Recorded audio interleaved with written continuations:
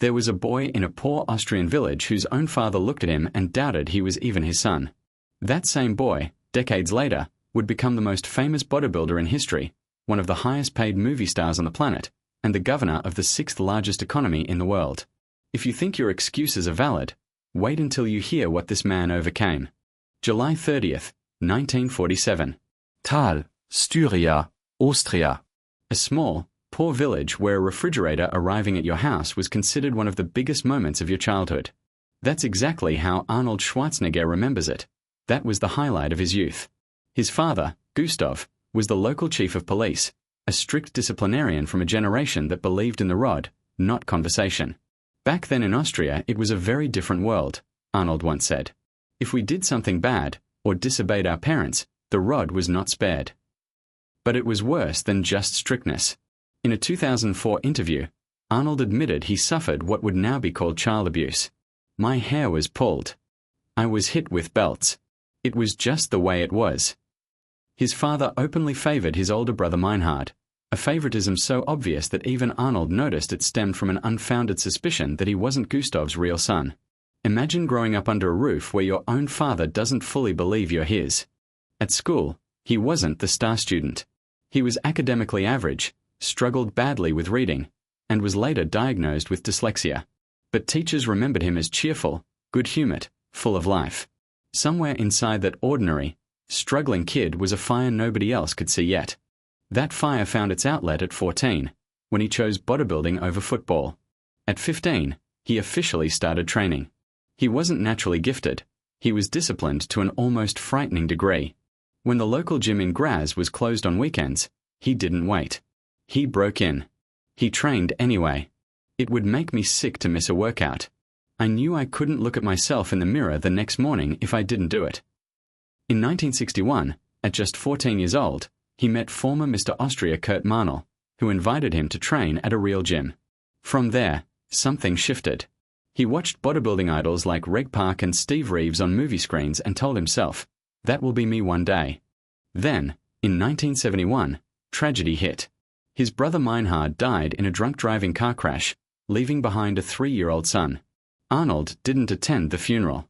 Just over a year later, in December 1972, his father died of a stroke.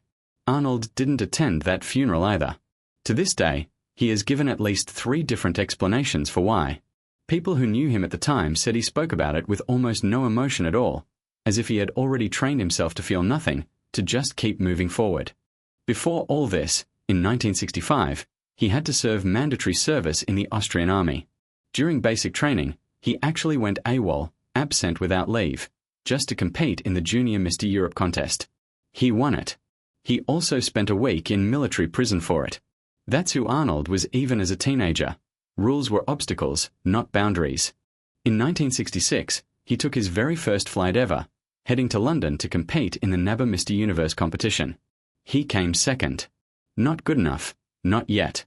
But that loss put him in front of the right people. Charles Wag Bennett, one of the judges, saw something special in him and invited him to live above his gym in a crowded East End London house. Arnold, with almost no money, said yes. Living with the Bennett family didn't just improve his training.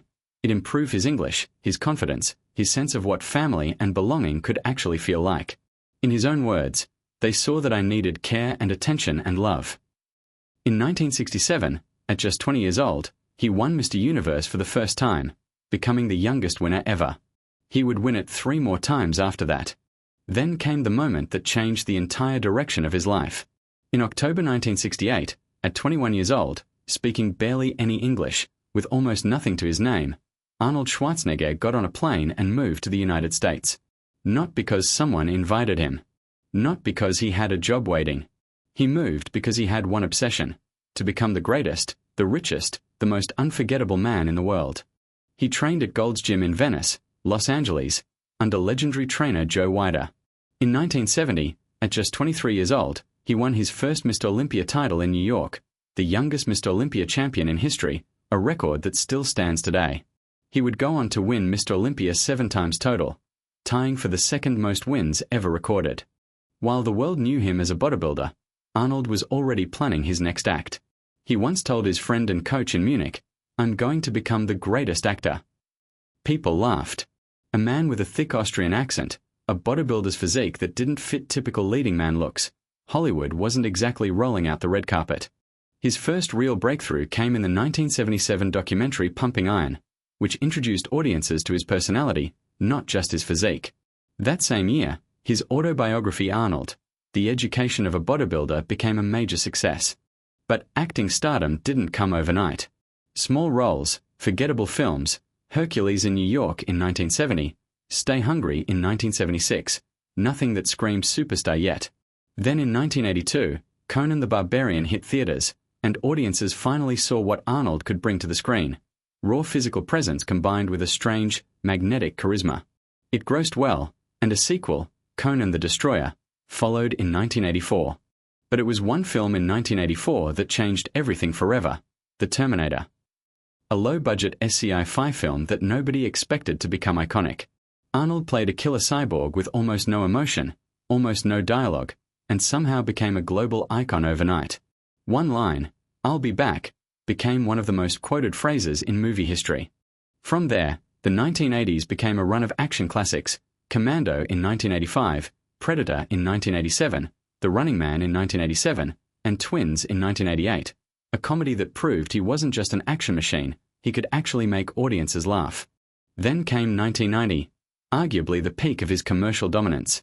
Total Recall was a massive SCI-fi hit, one of the biggest films of the entire year.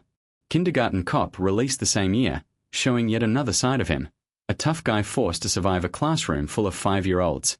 Both films cemented something important.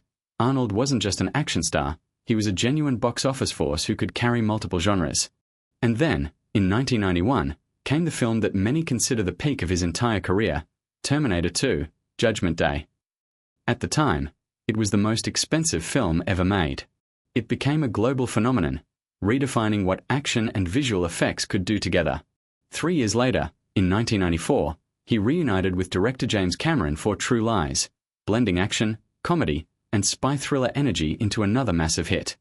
By this point, his rivalry with fellow action legend Sylvester Stallone had become the stuff of Hollywood legend. Two of the biggest action stars on the planet, constantly compared, constantly competing. Across his entire career, the films Arnold Schwarzenegger has starred in have grossed over $5.4 billion worldwide. Let that number sink in.